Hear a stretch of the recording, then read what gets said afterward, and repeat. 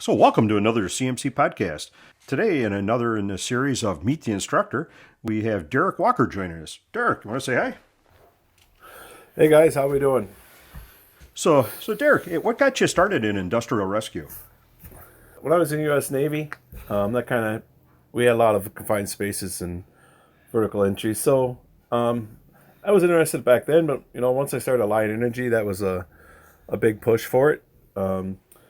I started Line Energy around 2000, and I just backed it up a little bit. 98, I started, and then 2000 got into maintenance, and I realized all the places that everybody worked, and we went to a lot of unique places, climbing around the boilers, climbing around in pits, and out in the coal yard, we dumped trains.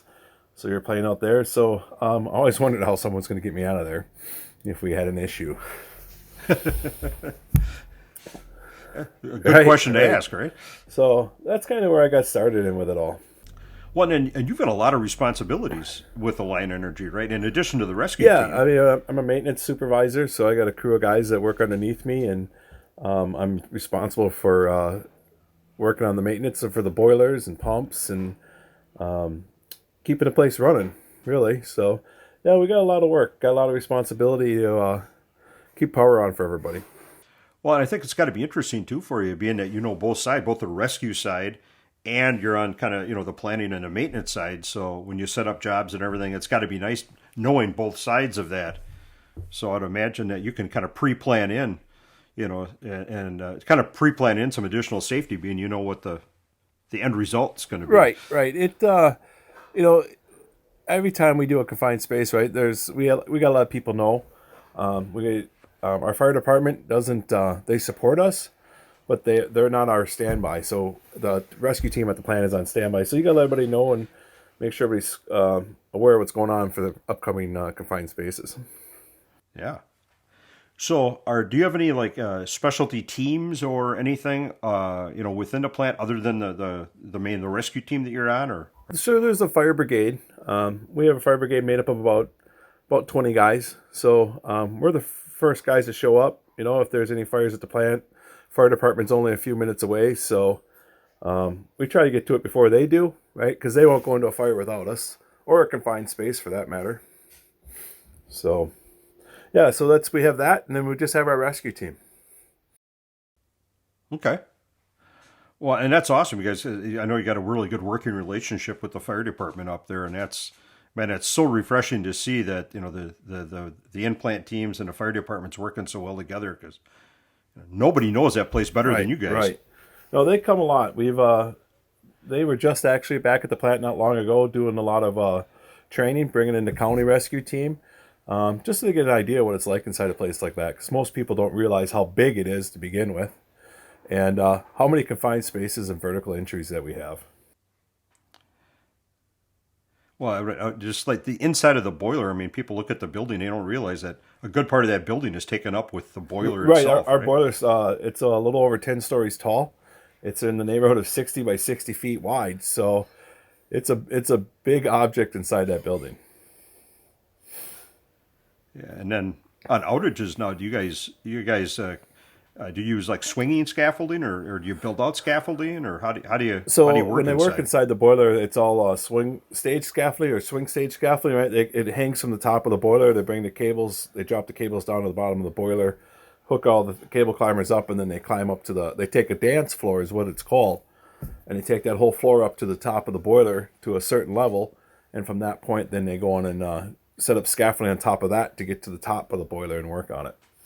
So when we do a tube leak, and it's just not a contracted tube leak, but it's done in-house with our maintenance department, we go up on a 2-man cable climber that's held on by a 5/16 cable from the top of the boiler all the way down. You climb into this little cart with you and your buddy and hook onto your safety lines, and you're right up to the top.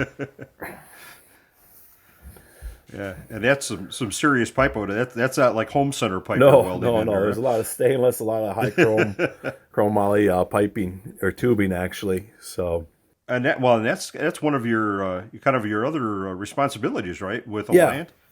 Yeah. Welding So, side? one of the things I've gotten big into since I've been on the line is become a welder, a high pressure welder.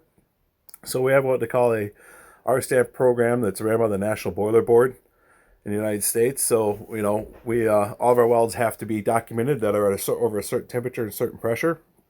And so at the plant, I've kind of taken over the aspect of making up the repair plans, calling the insurance guy, let them know we're doing the work, and making the repairs, making sure our material's right. If we have to have post-heat, preheat, all the things that goes into this recipe to make those things work, So I'm involved very much with that. I test all the guys for their welding, for structural welding. I also test the guys for their high pressure welding. And I also obtained my CWI, which is a certified welding inspector, through the American Welding Society. So as it was put to me, it's kind of like earning your bachelor's degree in welding. So you have that nice piece of paperwork sitting with you, so keeps me busy. Yeah. Yeah, there you go. And I know you've been instrumental too in helping set up some of the props that we use in some of our open enrollment classes too, like Yes. on our Waukesha. Yeah. Been down there doing some, cutting and welding for the place, getting things ready to go, and still got some more work to do. Yeah. And that's for our students or listeners, that if you're looking for a place to take an open enrollment class, it's an awesome place. That is some great props right. there. Yeah, it's real life stuff, right? So Derrick, when did you get started with CMC? I started in 2021, January 2021. Obviously, I'm probably one of the newest guys on the team. Just a little over a year of service, and been to a few classes and had the opportunity to teach, and been learning a ton. I also teach at the local technical college up here, teaching welding. So I'm familiar with teaching with students and standing up in front of students and talking to them. So I'm not so nervous about that. It's about being able to translate what I know to the guys or gals in the class, Well, it's kind of nice too, because you kind of bring a different perspective, to us. So we only have a few like pure industrial guys at CMC. Most of us are fire service people that have done industrial rescues, where you actually come from the industry side. So you really kind of lend a unique perspective on the whole thing. So right. I mean, I guess I kind of say that when we have when we introduce ourselves, right, in front of the classes. I'm not the firefighter guy, right? I have zero experience. I can work a fire extinguisher, right? After that, I'm your industrial guy. So that's my world. Yeah, I know we've had the opportunity to teach together at power plants and stuff, and it's awesome. I get spoiled when you're there because you know the ins and outs, and you know the hazards, just like the people that work at that plant, because that's what you do every day. Right. So yeah, it really makes it nice. So what all have you taught so far for CMC? What my main classes that I'm teaching right now are just Tech 1 and 2. So getting my feet wet with that. We've done one, obviously with that one class to do with you, was a contracted class, basically just going through the basics, right? It was really a 1 and 2 class for the most part, and doing what they wanted us to teach them. So that's really the only class so far I taught. I don't know what direction I'm going to go. I'm under the impression I'm going to, obviously, in the industrial side of it, probably get into some more confined space as we go. Kind of my bread and butter, right? That's where I hang out the most. So right. I think that's the direction they're going to have me head. Yeah, and I think we've talked a little bit on, as for our listeners, if they've listened to any of these other podcasts too, that we use a task book program at CMC. So no matter how much experience you got or whatever coming in the door, every instructor goes through the same task books. And I know you're almost done with yours, right? You only got a couple little things to sign off, and you're right, finished I'm hoping up. that gets done here shortly. Yeah. So that'll be awesome. And considering we had kind of a strange year last year for you to get started, I think it's pretty cool that you're almost done with it already. So a lot of thanks to you for that too, though. So yeah. Well, yeah, we work good together. So what do you like most about teaching? I had it written down here. So I just want to remember, I want to be able to pass along the things that I've learned, and that is huge to me, and it's no different at when I'm teaching welding or I'm teaching ropes and rescue, right? If I can make someone better from when they came into the class, right, from when they entered the class and when they leave, that I've passed on something to them and it stuck with them, and they took a little bit something away from that, that's huge to me. And then that they can recognize things as simply as tying a knot right or a mechanical system is properly done. They can look at it. If I taught them something that made them catch on to something, that's huge. That's big in my world. Yeah. Well, and I think too, I've seen, you have people that are really good at specific skills. Let's say in this case, rope or, being a rope rescue technician. And then you have people that can teach but may not have the skills. Right, right. But man, to put it just like you've done, because you really got the best of both worlds, because you're really good at the skills and you have experience teaching adults, and so you can get the point across and you can teach those skills. Man, that's rare, and so that's really cool to see. The students really really pay attention when you talk. It's awesome. I'm sure between teaching for us and the tech school and work, you stay pretty busy. But so when you're not at work, what do you do work for fun? More. I definitely work a lot, but my spare time, I got a family, got a wife and kids, and the kids have definitely kept us busy. I have a son that has played high level hockey, junior hockey, and we've traveled a lot around the Midwest and a lot of the United States to watch him play. Unfortunately it's coming to an end for him because he's aging out, but then he'll go on to the workforce, and right now he's going to school to be a welder. I have a daughter that's imagine that. Right? Something I can help him with, something I know a little bit about. But I got a daughter 16. She's 16 going on 25. But she's a bigger figure skater and big into volleyball, and she keeps us busy, and she goes.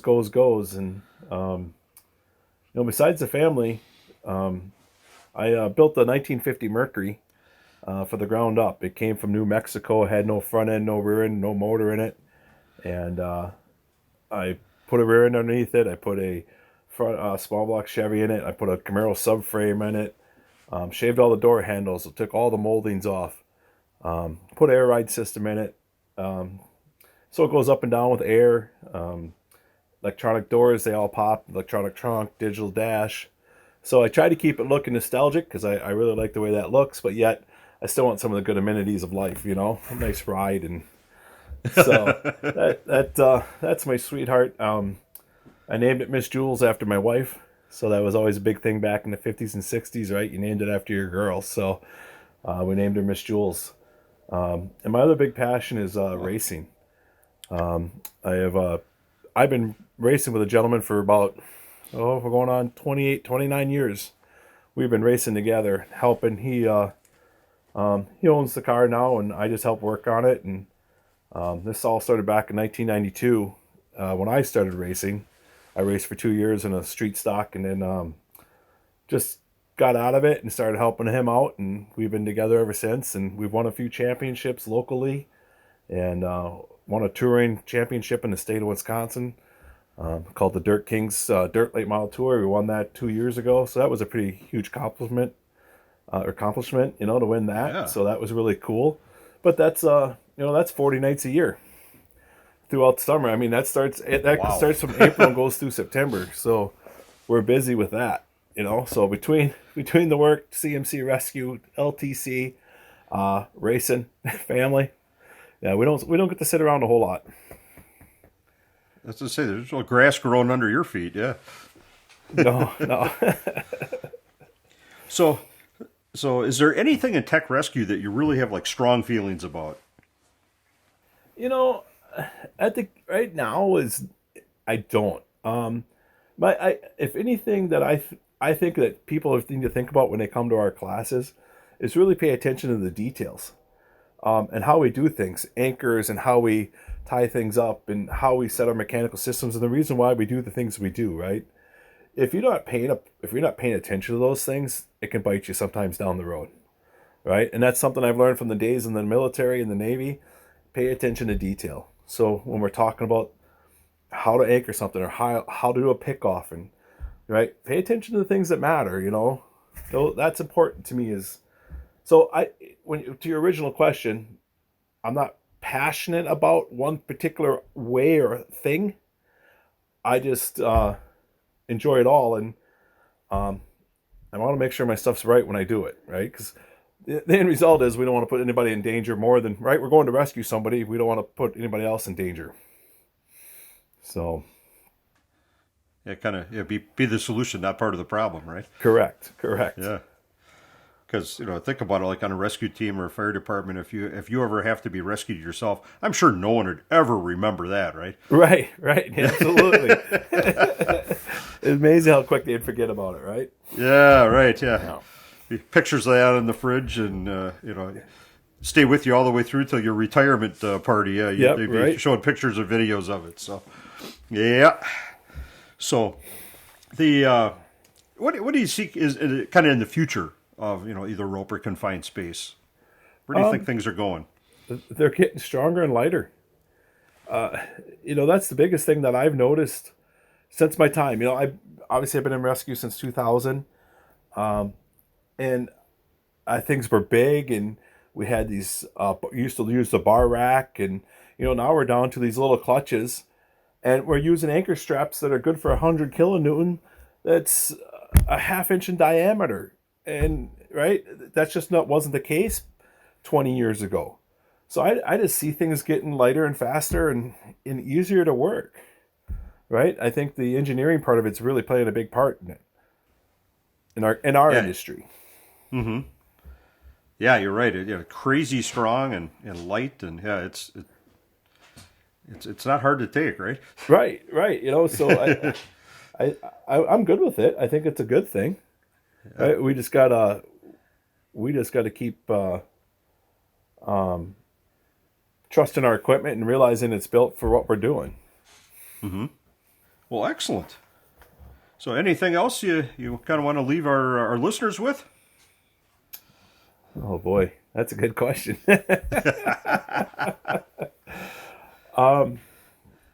you know, I don't know. I'm trying to think how I can answer that. No, I don't think I have anything, Doug. Well, I have something about you I'll leave them with. Okay. Ben, we've only had a chance to work together about a year or so. One of the things that really impresses me about you is at classes, you're like a sponge. I mean, you are soaking up as much information, not only from the other instructors, but from the students too.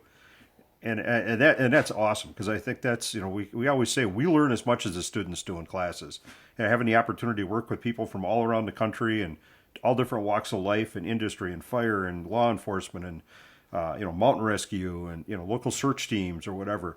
Everyone brings stuff to the table, and that's something that's impressed me about you is you really, like I said, you're like a sponge, and you're just absorbing all that, asking good questions, and I think that's really cool. It really sets a great example, for students and for the other instructors, really, because we all need to keep learning. Because once we think we know it all, right, it's time to get out then. Right, right. Well, thank you for that. I appreciate that. Yeah, It's something that I want to be passionate about, and I want to know what I'm doing. I don't want to be that guy making mistakes, and that's big to me. I want to make sure that I understand what I'm doing, and when I set up a system and it works, and I realize how extra weight and everything else that I put into it, the forces, right? Those are big things that we need to think about, and sometimes we just don't. We get in too big of a hurry to do things, right? And we just do it, and we forget. And that goes back to that paying attention to detail. yeah, yeah. Very, very well said. Well, excellent. Well, thanks for joining us here on this podcast, and so for our listeners, hopefully this will help to get them to get to know you a little bit better if they're a student or a prospective student. And really appreciate you coming on here. Stay tuned for another CMC podcast.